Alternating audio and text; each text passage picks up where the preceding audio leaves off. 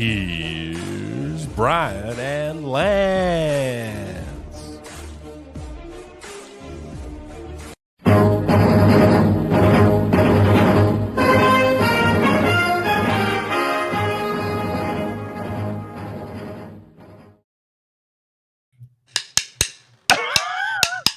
All right. We're live from 304 Studios in Jones Boogie, Arkansas.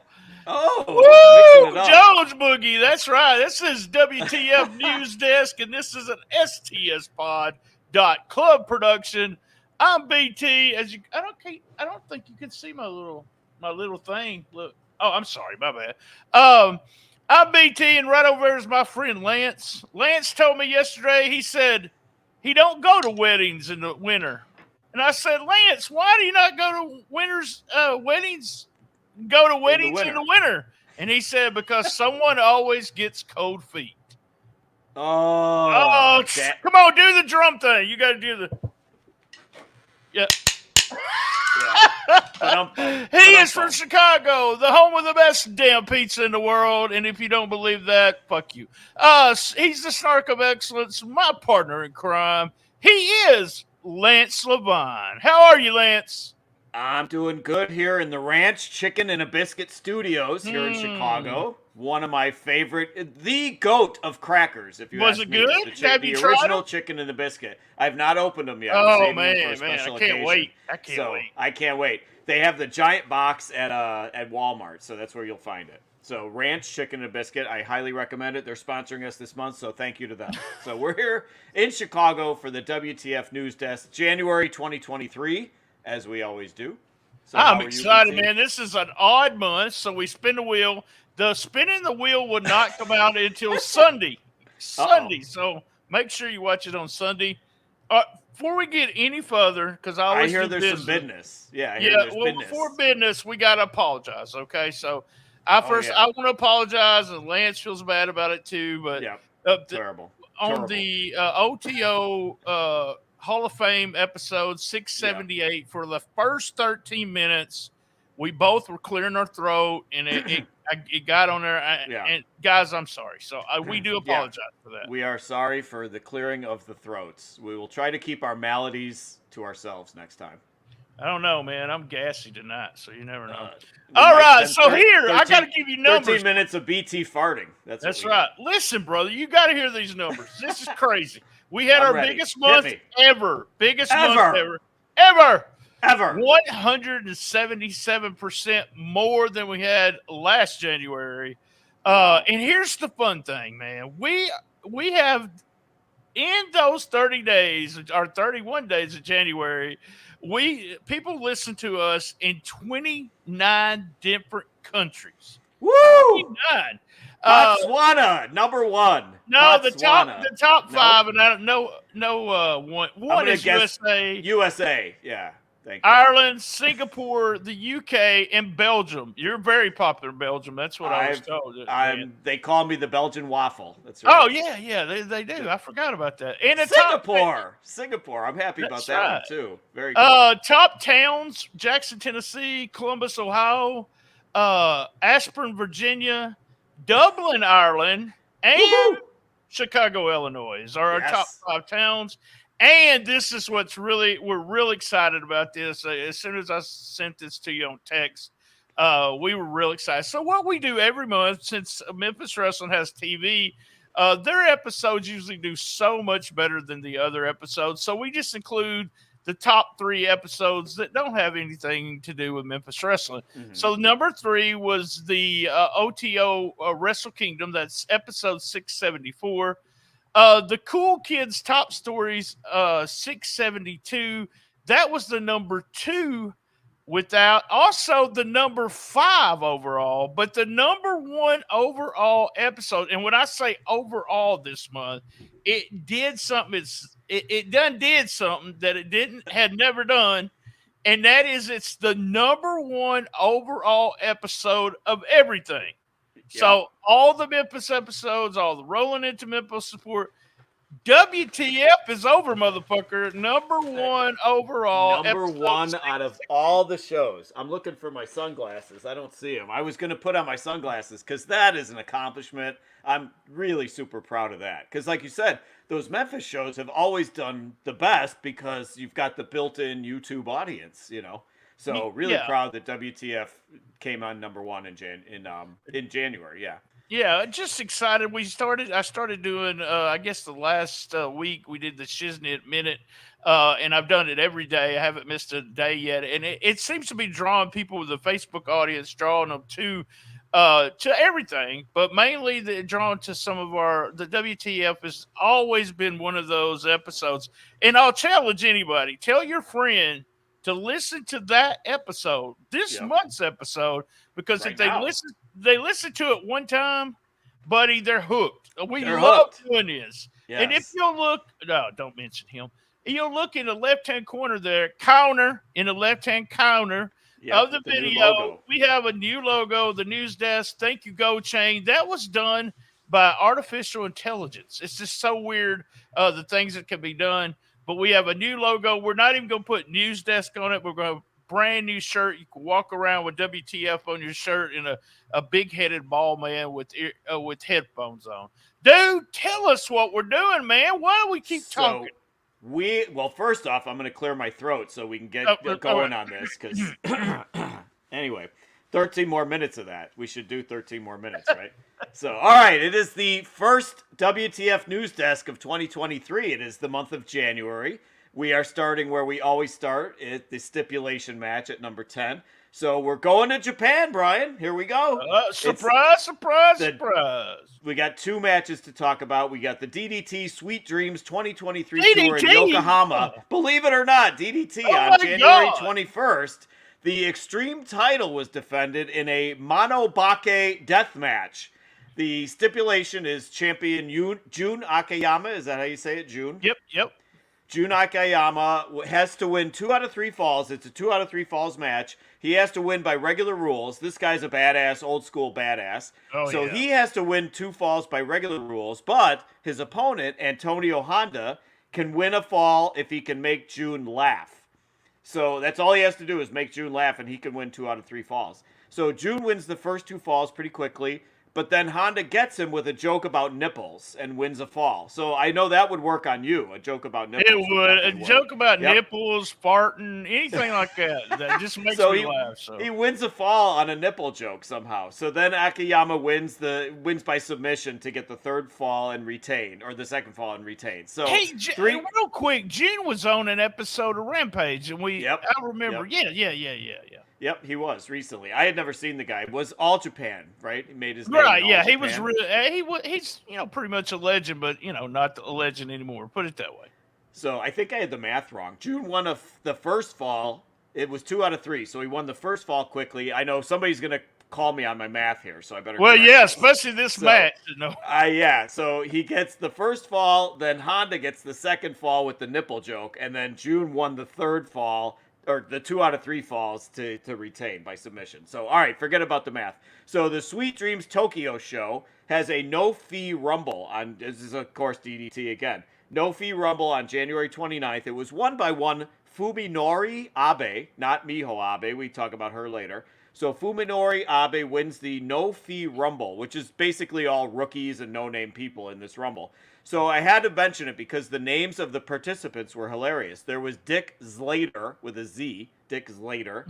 There was Thick and Hard Kankuro Hoshino. So Thick and Hard, they call you that. I think they call you that on the weekends. We had Bravo, all in caps. So Bravo, 2 syllables. I don't know what that meant. We had Hen China. We had Big Bear. We had Tiger Mask 5, self-proclaimed, it says. We had Fuck Takeda. That was the name, Fuck Takeda. We had Fat Kobashi. I don't think that's politically correct. And then finally, we had the Great Kokan and the Great Gokon. So we had Kokan and Gokon. So obviously ripoffs of Great Okan. So in that Rumble, no-fee Rumble, those were some of the participants in DDT on January, what was the date? The Sweet Dream show on January 29th, my friend. Oh, that's awesome. I love the idea of the, you know, they could do that, you know, character names. You could do just jobbers doing some kind of Royal Rumble thing. That might be fun to do. With especially with as many as AEW has, you could do that easily. So They need to have a thick and hard they'll character do in a the Royal States. Rumble on the dark, and then We they need, have yeah, that. for the 3 people that watch Dark. Well, So, yeah, their numbers. It was weird. Meltzer said something about the numbers keep going down. I wonder why. go figure. Go figure. Oh wow, So, yeah. All right, number 9. All right, number 9. What you gonna do when Scientology runs wild on you? So we have Hulk Hogan is dating one Sky Daly. I'm guessing that may not be her real name. I don't know. Sky And Daly just probably doesn't looks seem just right. like his daughter, but go ahead. So he's dating Sky Daly, 45, a well-known second-generation Scientologist. So he's also seen at the Bucks-Cowboys game. Shout out to Jamie Ward because the Cowboys won that game. So he's seen at the Bucks-Cowboys game in Tampa with fellow nutjob Tom Cruise. So the deal with it is Scientology is based in Clearwater, Florida, so obviously right near Tampa. So the fear is that they are recruiting Hulk Hogan into the cult. So Sky Daly's parents are known as OT8s. They are operating Thetan level 8, which is the highest order of Scientology. So the fear among his friends is that Hulk Hogan is being used. So this is where we're standing right now. Hulk Hogan is on the verge of joining Scientology at number 9. Oh man, you know, you think about that. That might be perfect for Hulk there. I mean, you know, Maybe. he's always so full of shit, you know. And I don't ever want to make fun of anyone's How do you really religion. I don't want to talk about anybody's religion, but it's been well documented that what they do here is just It's a cult. It's a cult, brainwashing, try to get your money. But you know, there's people that you know say it's one of the greatest things ever. So Yep. you know, whatever. So, all right, at number 8, we have what is known as the TSB. It is our sex blotter, the sex blotter for the month of January. So the TSB, we've got Elle Brooke, we've got Drew McIntyre and Sheamus, we got Chan Yoda, and we have Miho Abe, who I mentioned earlier. So we'll start with Elle Brooke. She is a porn star, and she boxes TikTok star Faith Ordway, and she wins to go 2-0 in her boxing record. So in her post-match interview, Elle Brooke is asked about her resemblance to Brock Lesnar, of all people. So I'm looking at this, I'm like, what? Huh? So, and she agrees. This is the part It's so that's stupid. even more She bizarre. does not look She like agrees. Brock Lesnar at all. At all. So this girl. And you're the lookalike king, so I am the lookalike king. So for me to shoot it down, you know she doesn't look like Brock Lesnar. So this girl, I did my research. Obviously, this is an easy one. She dropped out of law school to do porn. She has 2 million followers on TikTok, and her next challenger is fellow porn star Astrid Wett. So these are some talented girls. That's what I'm going to say. So I looked at this girl. I'm like, she looks nothing like Brock Lesnar. I think they both might have blonde hair. That might be about the only resemblance. You know, I'm like, where is this announcer coming off calling her Brock Lesnar lookalike and asking her? And she agrees. I'm like, that's so fucking weird. So anyway, all right. Then we have the WWE announces that the team of Sheamus and Drew McIntyre are going to be known as the Banger Bros because of Sheamus's catchphrase, banger after banger after banger, talking about their matches. So they announced like for a week or two that they're calling them the Banger Bros. And then they are informed that Bang Bros is a porn company. And it just the whole thing goes to hell. They drop it immediately when they find that out. Also cracks me up because Freelance here in Chicago, the tag champions in Freelance are the Bang Bros. They just call them the Bang Bros, and they're not worried about the porn company. The thing about me that gets me here with WWE is there's somebody that dropped the ball, because when you get a new name for a tag team or whatever, you should go to Google and you should actually just type it in and search some kind of variation of that. Bang Bros, Banger Bros, I love to Bang Bros. Wait, no, I don't. Wait. That thick and hard Hoshino. Thick and hard. But yeah, there's somebody dropped the ball there. As soon as I heard that, I just started laughing. I was like, man, I thought it was like an inside joke or something. And I know the word banger, I make fun of that word all the time because everybody says it now. So this is going to be a banger of an episode. I just want you to know that. This is a banger, and I'm It going to is a clear my banger. throat Damn it. again in a minute Damn it. here. Hold on.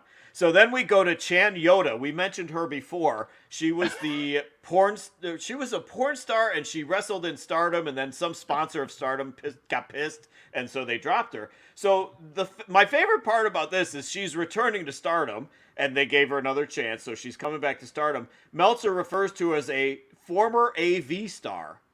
And I'm like, Dave, are you an insider or something? Yeah, AV he must star? be I'm like, adult video video. star or Woo. something? But the abbreviation just cracked me up. I don't know why. Just the abbreviation and just assuming that everybody knew what it meant. So former AV star Chan Yoda is back in Stardom. So, and then finally, I have to have a moment of silence as Miho Abe, my favorite from New Japan, departs New Japan. And she's no longer going to be working as Tai Chi's valet. So, and in the research on this, I come to find out Miho Abe, who I think is just a knockout, was a finalist in the Miss Japan contest in 2012. So there you go. Support for my contention that she is beautiful. And so we that heard is our rumors. sex blotter. Yeah, we couldn't confirm it, but we also heard rumors that Peter was gone also. Yeah, so Tokyo we don't know Ladina. if they got rid of the valets, both of them, or not. I think one of the funniest things about the porn star and Stardom is that, I don't know if you remember this, but when we covered this story, I had this picture that was almost X-rated that I used to advertise, and I got heat for it. They was like, "Man, dude, what are you putting that up for?" Because they didn't listen to the episode.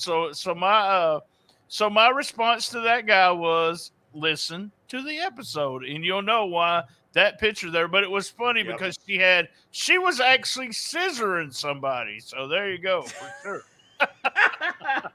Wait, scissor is from porn? Is that really? You didn't know? Oh, man, my bad. We'll talk about this after the show. We'll talk about it. But that's okay on TBS on Wednesday nights, I guess. Hey, that's what Tony Khan says, so I go with Tony. Good for him. All right, at number 7, we have Dave's Chaotic Month. So, boy, Dave Meltzer had a roller coaster of a month for January. So, Meltzer is alerted that he had been receiving Dragon Gate news and results from an imposter. So, he apologizes for falling for it. And then David Bixenspan, that good-looking man, goes off on him. So, I know you had... I didn't know much about the Bixenspan part, so tell us about that. Well, Bixenspan is the one that actually wrote the story, who broke the story about he was being scammed and didn't check his source. Meltzer's been one of those guys that has sources and kind of has to trust with as much, as much as he does. He gets criticized and did back in the day because he called me in what I said about Memphis Wrestling would go in the Observer. Surprise, surprise, Dave could not watch everything. And there was just a thank you in Observer. There wasn't like, Brian Trammell said this. Kind of thing. But that's kind of the way the paper has always been. The Observer and I said paper because I seen something Eric Bischoff was saying. It was like the Observer's like the National Enquirer. Part of I'm going to say I hate to agree with him, but you got to understand the agendas. That's what's going on. When someone, number one, Dave's got to trust that person to provide what's going on for real backstage, because every wrestler has an agenda. Someone had an agenda to make Dave look like a fool by sending him fake results.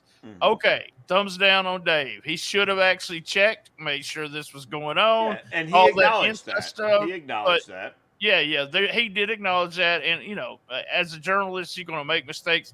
He's had all kinds of stuff happen, weird, and things that he should have talked about, he said, or things he didn't talk about through the years. So, as long as he's been doing it, I think he's got a pretty good record. Yeah, exactly. Yeah. So, and then he mentions a commercial for a Chinese restaurant featuring Burt Prentice, but the ad was just sent to Dave. But Burt Prentice had actually died in 2021, and he mentions the commercial because he had just seen it, and he didn't bother saying, "Oh, by the way, he was dead." So he kind of apologized for that. The Burt Prentice one too. book, by the way, and I mentioned it. So there you go. Bert, someone sent him an email that said, "Oh, Bert's got a Chinese," and I wrote Dave. I said, "Hey, Dave, Bert's dead, so I don't think that's a brand new commercial." So, Oh, and then then of I wrote, course, or is it? So, it could be a Chinese restaurant beyond the grave. So, and then of course we have fun with typos. We've been mentioning this for a couple months now. So, I don't know if I sent you these, but describing a match on Raw, he says, quote, "The Street Profits bot did topes on Balor and Priest." So I'm just excited because the Street Profits apparently have a bot, a robot doing I can't wait topes. to It's pretty see cool that, on yeah. Raw. So I'm impressed that they have a bot. And then he was talking about a match between Miz and Dexter Lumis, a ladder match between Miz and Dexter Lumis. They set up a table spot, and Miz, quote, "Miz moved and Lewis went through the title."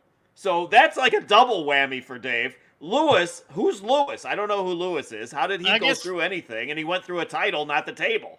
that might be his real name, Lewis. He might have been doing Lewis. that. You know Yeah. how he does that. Yeah. So yeah. Miz moved and Lewis went through the title. So anyway, we love you, Dave. You know we love you. We got to give you shit. So Hey, all right, as many words a month that he does, if we have some fun with what he types, Yeah. hey, it's a good thing. All right, number 6. This Number is what I 6. call. You know what I call these stories, right? I believe you coined a feel-good story. There we go. Let's hear Yeah, it, man. you I made that love up. this. We I got love Kurt this. Kurt Angle's daughter is Namor. So on his podcast, once again on his podcast, proving that everybody has a fucking podcast, Kurt Angle details his 11-year-old daughter Juliana saving him from drowning. So this is a feel-good story. They were jet skiing in Miami. They flipped the jet ski, and Kurt can't swim. No, I didn't know that was crazy. I know. Who goes jet skiing in the ocean and doesn't know how to swim? I don't know. I was fixing to tell you With something. a broken right here. freaking neck. So, anyway, Kurt he's sinking. Angle, I Yeah. can't swim either, but I would not be out there on a jet ski. So With an 11-year-old, So he's sinking. They flip the jet ski. He's sinking. And this, Herculean 11-year-old drags him either 50 yards or 50 feet. We don't know. Kurt, we don't know the true story there. But she drags him back to the jet ski, pushes his ass, that's Kurt's words, pushes his ass back on the jet ski and saves the Olympic gold medalist. So there you go. Kurt Angle's daughter is story. Namor. He said he would have drowned, completely drowned, he'd been gone. So the daughter actually saved Kurt Angle. We thank you. I didn't get her name, but I love Juliana. It was Juliana. Juliana. Okay, yeah. Yep. Thank you. Or Namor. We call her Namor. We're insiders. Yeah. We That's call her what Namor. insiders call her. All right, right. guys, we're going to take, if you're listening to this on the audio, we take a commercial break. If you're watching the video on YouTube live, we are going to pause for a cost. No, about 10 seconds. So here we go. Oh, 10. And then we'll be back for 5, 4, 3, 2, 1.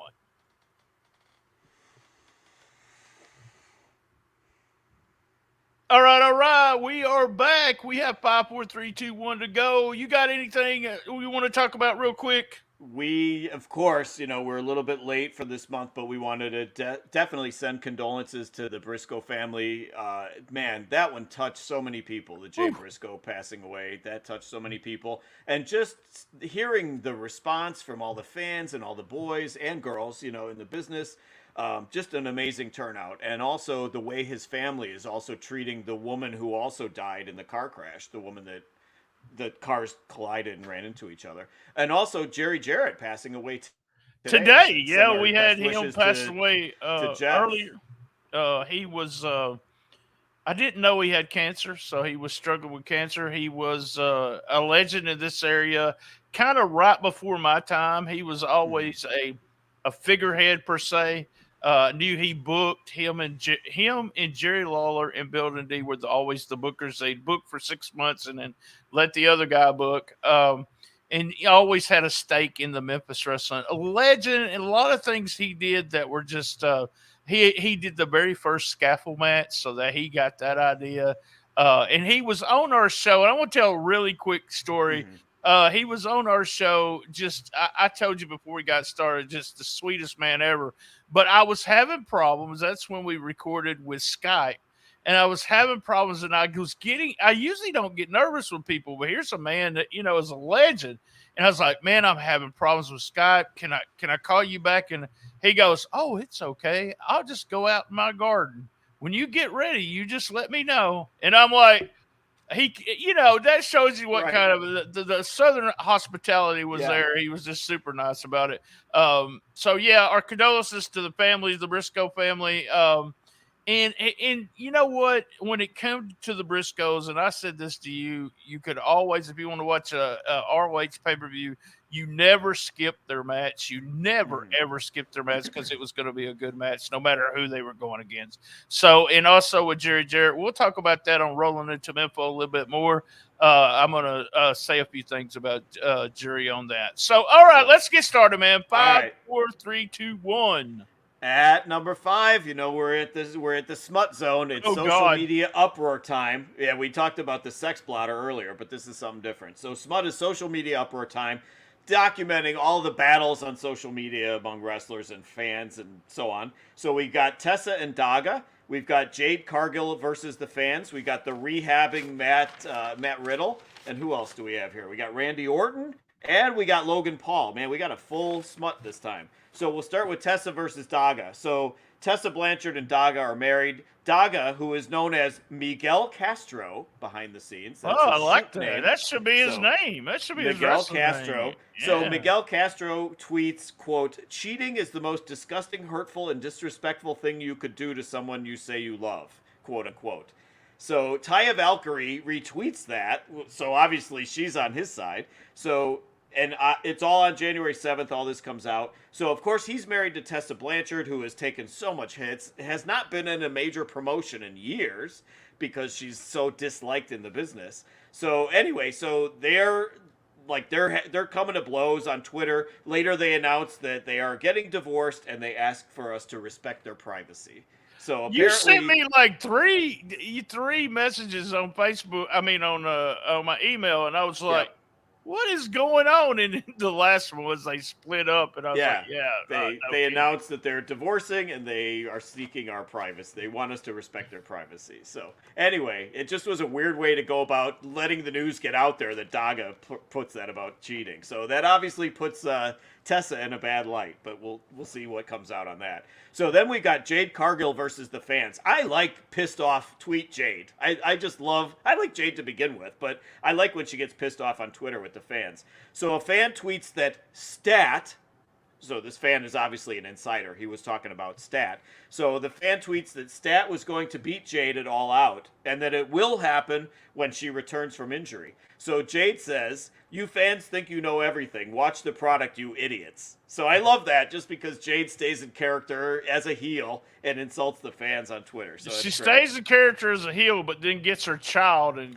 exactly. And says, she wins a match and grabs the baby at ringside. Yeah, I know you like that, but I wish Dave and I wish all these people wouldn't even give them because what they're doing. I was always taught don't say anything like that because you're putting that person over. I use that. Don't put them over. I do it in my family. If they're fighting with somebody, I'll go, don't just ignore them. Don't put them over. Yeah. So that's the way I feel about it. But yeah. She's it's a weird character. She's a heel, but then we got her the way she acts with her kid. Grabs the daughter. That's and so then silly. Also this month she talked about that Bow Wow angle where he was thirsty and that angle just got dropped and they moved on from it. She basically didn't say anything. She just said, "I don't know what happened. It just got dropped." So I don't know what happened on that either, but she mentioned that they dropped it. So then we have the rehabbing Matt Riddle. He stays in the news even though he's been off TV for about 2 months now. So his ex-girlfriend Daniela Petro surfaces. She says that rehab is not going to help Matt Riddle. He has so many fucked up mental issues and he takes it out on us, fucking innocent women. So that's what she's saying. She says he's a predator. He's a predator of blondes with high cheekbones, big lips, and pronounced jawlines. So maybe Tessa, Tessa has that jawline. So maybe she's going to get involved. She's calls for...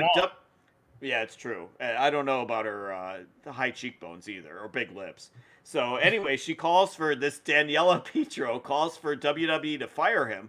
I'm not a fan of Matt Riddle, but what does she want him to fire? What does she want them to fire him for? What exactly did he do that he should be fired from there. I don't know, but I mean, we talked about this, and it was like, okay, Riddle was supposedly done this in the back of a van, and I said, well, if he did that, the WWE would have got rid of him already. And the girl that was giving him so much problems was, we didn't victim blame at all, but we said there has been ladies that would speak of stars in the bad light and then not be really true. But when we keep hearing every girl he's ever dated say the same thing, it makes you think, oh God. There might be smoke to that fire. Yes, might be. Smoke. See what I did there? Matt Riddle, smoke. Get it? I don't get it. 420. Oh, okay. Yeah. See what I did? So, all right. And also the crazy ex-girlfriend factor, too. There's a lot of crazy ex-girlfriends when it comes to Matt Riddle. So we kind of see his type. And with the high cheekbones, too, I guess. So then we got Logan Paul. His pig has been mistreated.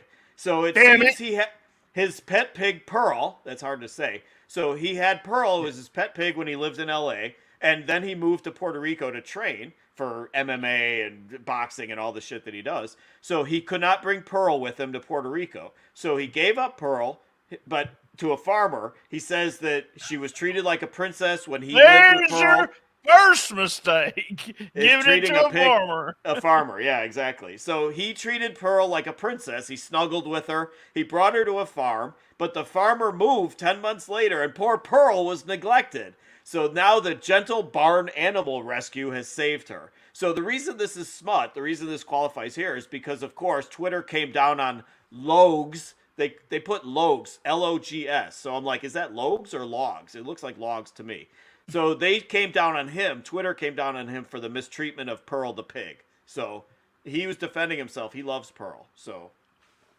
Man, you bring Pearl here and you think of mistreatment. I'm gonna have some bacon and there might be some sausage. That's right. So and then finally we got Randy Orton narrowly escaping being canceled again. Yet again, Randy Orton narrowly escapes cancellation when he likes a tweet on January 9th from someone claiming the top athletes are dropping dead from the COVID vaccine. So some crackpot, quack doctor, whatever, tweets that about athletes are dropping dead from COVID vaccines, and Randy likes the tweet. So of course, I know, man, you can't like anything. You can't. That. Yeah, they saw he liked it, and it went crazy. I was like, come on, he may not even have read it. Look, here's Randy with his phone. Yeah. Oh yeah. I hit something, so there we go. Yeah. So, I just wanted. The funny thing about the responses is the fact that like every one of them that were blasting Randy were like written by 12-year-olds writing with their feet. The grammar and the spelling was just atrocious. I'm like, I can't even read 2 or 3 of these because these idiots can't even write. So anyway. And you're the only one that ever notices that.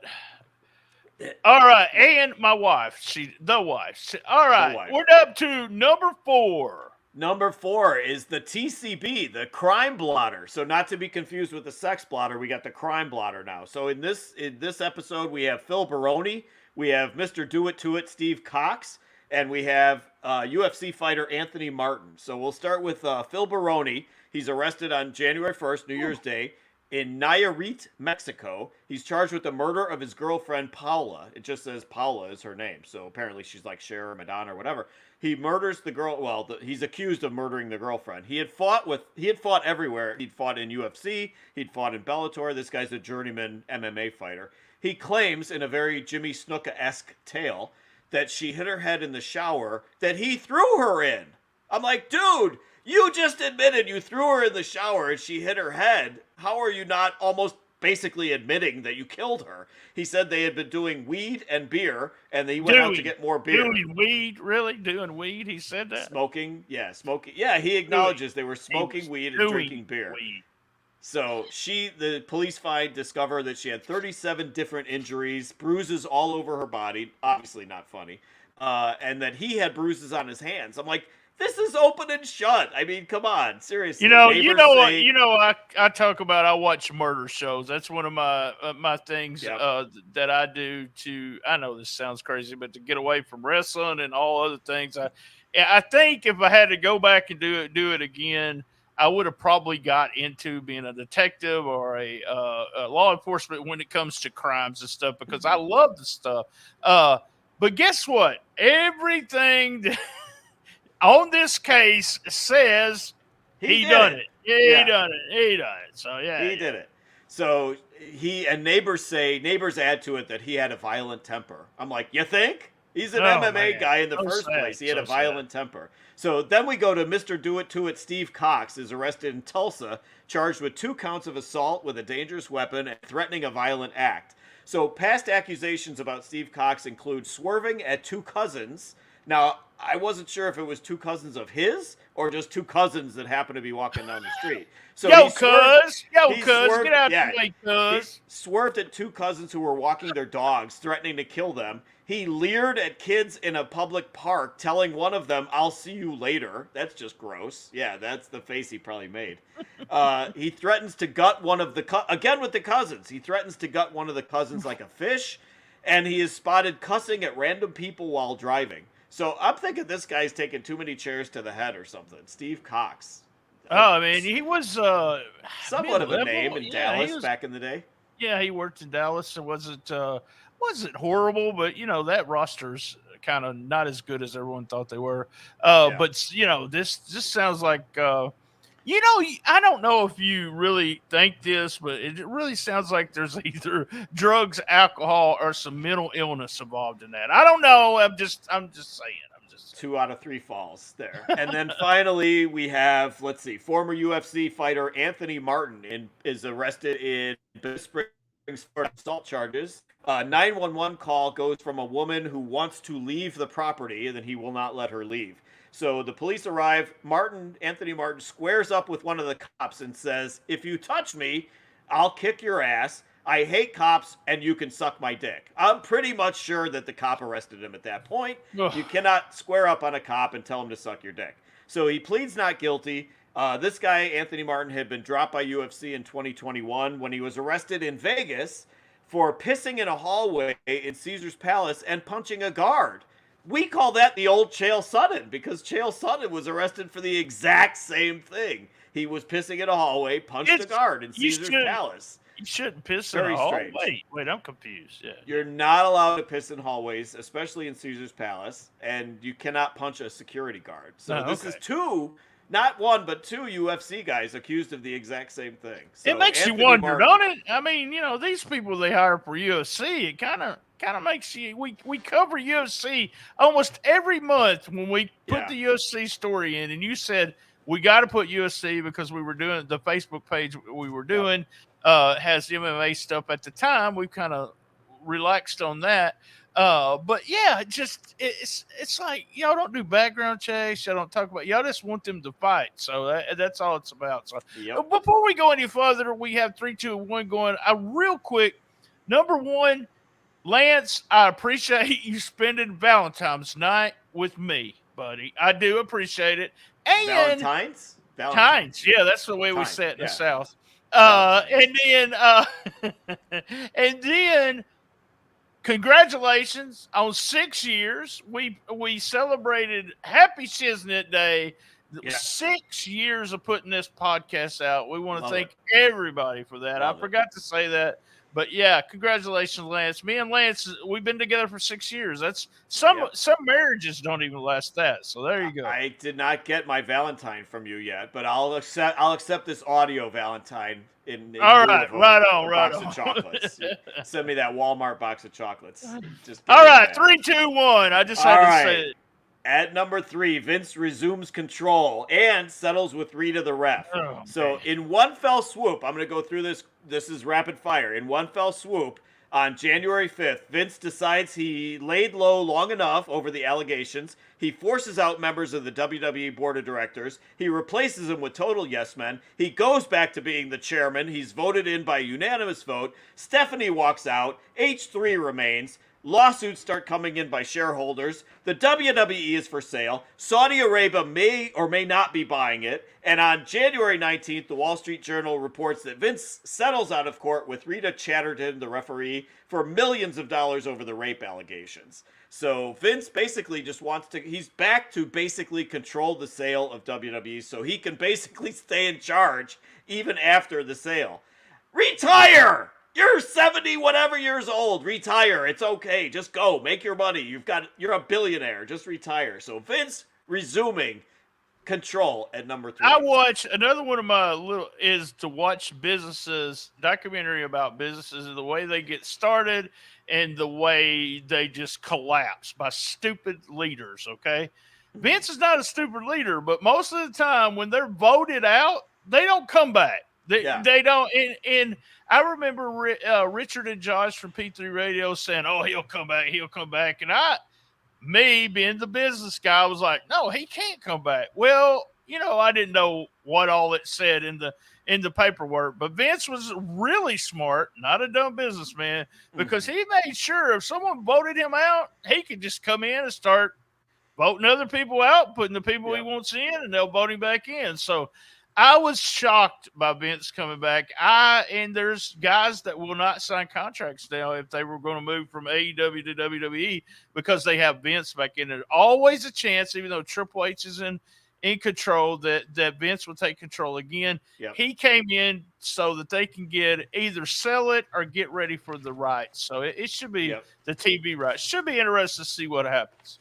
Yeah, remember there was that one day where it was like everybody in their minds knew that Saudi Arabia had bought the WWE. Oh, yeah. Like it was, one guy reported it, and then it got shot down like the next day. But that was like just the weirdest news cycle that day where everybody's assuming that Saudi Arabia took over and Sami Zayn will get fired because he doesn't like, the politics and so on. So just a wild month for Vince and for WWE. I will say, as somebody who still watches it pretty regularly, I haven't noticed a massive change in the product just yet. Not at all. It hasn't gone back to being Vince, crappy Vince, that type of thing. It's still on the upswing. And obviously we've talked about the Bloodline storyline and all that being so good. So they haven't botched that or anything. So, all right, at number 2, we got the Nazi versus the racist.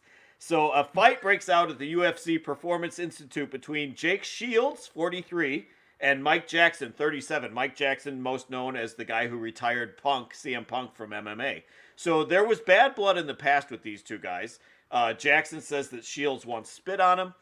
He punches are thrown. Their spit is exchanged, apparently. Punches are thrown. Afterwards, Jackson calls Shields a Nazi white supremacist. So Shields denies it, saying he does business with Jews. And I'm like, that's like I've got some of my best friends are Jews. One of my best friends is Jew. There you go. Exactly. So he says it's slander and defamation. He wants that, taken out. He wants that rebutted. So it's slander and defamation. Shields had previously called Jackson a racist piece of shit. So these two guys are at it. So I say, like you said earlier, put them both in a cage and let them sell 1 million buys already with these two guys. Because them fighting behind the scenes of the Performance Institute isn't doing anything for anybody. It's not making any money for anybody. So it's the Nazi versus the racist at number 2. Put them in the cage. I just, both one of them's Nazi versus racist. I think they're both racist. I don't know, but I heard Nazis are racist also. So, never understood. I never understood even with the color of someone's skin or the whole hate. The whole hate with the Nazi race, where they want to get rid of the Jews because you want pure white, blah blah blah. It always reminded me. I know Hitler was bad, by the way. I know. I bet you didn't know. Breaking news. This just in. Hot take. WTF has learned. Just don't. It reminded me of the old, the kings and queens who always wanted. There's a lot of incest where you would keep the bloodline going. That is not the bloodline of WWE, by the way.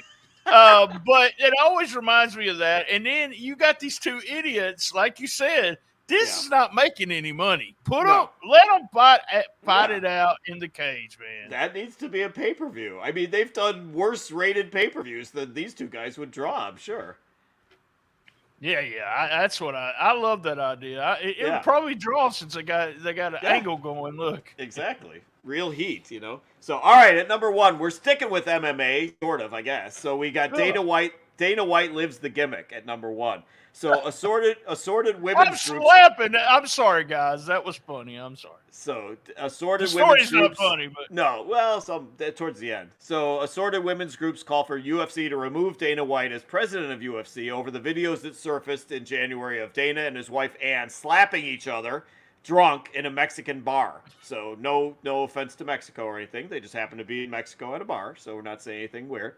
They are also upset that neither Endeavor nor TBS took any action on Dana White. And Dana did not lay low. Like Vince laid low after the accusation surfaced about him. Dana White did not lay low. He appeared during all this mess. He appeared at press conferences. He says no excuses, but there will be no repercussions. So I'm like, well, that's pretty arrogant of you to say there will be no repercussions. So because UFC would suffer without him. So talk about a superiority complex. So UFC would suffer without him. So then this bizarre power slap, whatever the fuck it's called, men just basically slapping each other in the head as hard as they possibly can, premieres on TBS after AEW on January 18th to terrible ratings, just awful ratings. So it's basically, let's see how many concussions. It's scary how many people's watching it. You just awful asking ratings for concussions. Look at the numbers. What was it? 200,000. That is awful ratings. But my God, there's 200,000 people that want to see watching this. Yeah. And this was popular. I told you this is super popular on YouTube, but I think it's one of those things where it's so off-putting. Like, I didn't really notice it, and we talked about it a little bit, and I was like, but it's so off-putting. The idea that you just, on YouTube, you can scan and go, I want to watch that, and just watch one of them and keep going. With this, they're trying to present it as legit, and Dana White is not. Now, let's get this right. Dana White slapped his wife, but his wife slapped him too. They both, right. I'm not saying it's right or wrong, whatever. But they were going at it like idiots. He said that's the first time it happened. I call bullshit. Yeah. But there's always something on television that me and you will say, man, I just don't get it. If you want to make money, go for it, buddy. But I don't get it. It's the same as, and I should not let you judge television at all, because you said to me one time, I used to watch The Masked Singer when it was good. That show never was good. Come on. They had Daughtry on there once. Slap fight is just so power slap. So it's basically let's see how many concussions we can cause with this shit. That's what it basically looks like. So, and AEW fans, the lead-in is AEW. They turned it off in droves. It's getting bad ratings. So Chris Nowinski, the former WWE guy that runs the Concussion Institute now, he says it's Dana exploiting these guys. And the quote that I love from Nowinski is, "What's next? Who can survive a stabbing?" Like, is that the next line? So I like that. Yeah, stab fight. Who can survive a stabbing? So I just say it was number 1 in the month because it was the ironic timing of Dana getting in trouble for the slapping with his wife back and forth. Meltzer didn't think they would air the power slap happened. Yeah, Dave thought they wouldn't air it at all. He didn't think. And then all of a sudden they said, what's coming on after AEW? And they all thought that it would, it'd be like the Ultimate Fighter. It would all of a sudden wrestling would. No, I'm sorry. AEW fans are smarter than that. There was 200,000 of them, I believe it was. So. All right, guys, we want to thank y'all for making WTF. Again, thank you for being the number 1 show in January. Thank you for helping us break records. As always, at the end of December, I always tell Lance and the wife, we want to do 20% more next year. With the adding of reels and everything. Follow us on the Facebook pages. Go to stspod.club. The link of all links. You can follow us on TikTok. We have a reel every day, or a talk every day. Man, I gotta get inside with all that stuff. Insiders. A talk. So I have a talk every day. It is the Shiznit Minute. So thanks to the wife for the name of that. And I'm getting away with it, so I can't believe it. I know that the video quality is not good yet. And I never claimed to be somebody that knew what the hell he was doing with videos. So we're trying to get some lighting so my face doesn't look like it's red all the time. But thank you. I had a huge response from that. So thank you, guys. Same bad time, same bad channel on the best little wrestling podcast in the business. Be there. And as everyone knows, I love my mama. So before I get to my catchphrase, my favorite part of the Shiznit Minute is the rushing at the end to say "love my mama." Like it's all one syllable. Love It's my like mama. it's an inside joke to my mom. Squeeze that in. Sometimes I say "love," and then it ends. Before I get but she said, "You didn't get it today." That's what Mom says. I was like, "I'm trying to. It's a joke, Mom." So no one got that joke. So I try my best to say "love my mama." I get it. And also stick with us because we're gonna have our Patreon, the honorable mentions that you did not mention. Stick with us because we have the honorables coming up on the Patreon. So if you're a Patreon, stick with us. If you're not a Patreon, you got to subscribe and help us get the pork and beans. And I have fun everywhere I go.